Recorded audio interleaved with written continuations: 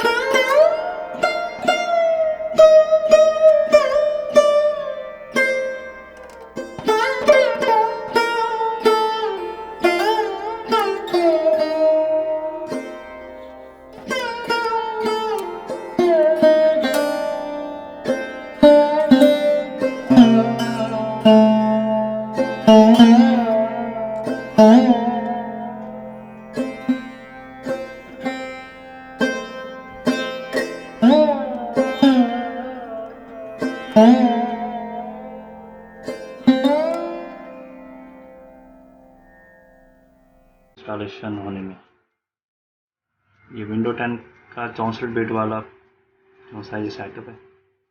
अभी एक दफ़ा ये रिस्टार्ट होगा। एक सेटअप इसका जो सा ये फाइल कॉपी का होता है और दूसरा सेटअप इसका इंस्टॉलेशन का होता है।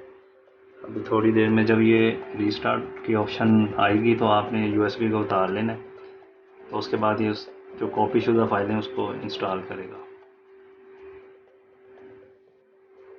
ये देखें ये रिस्टार्ट हो रहा है, तो आपने इसको एंटर करके कीबोर्ड से इसको रीस्टार्ट कर देना और अपनी यूएसबी जो सी है ये आपने उतार लेनी है। ये देखिए हम रीस्टार्ट कर चुके हैं। रीस्टार्ट होने के बाद ये जो सा ये स्टार्टिंग सर्विसेज के ऑप्शन देता है, इसके नीचे लिखा है स्टार्टिंग सर्विसेज। इसी तरह से ये थोड़ा सा टाइम लेगा यहाँ से।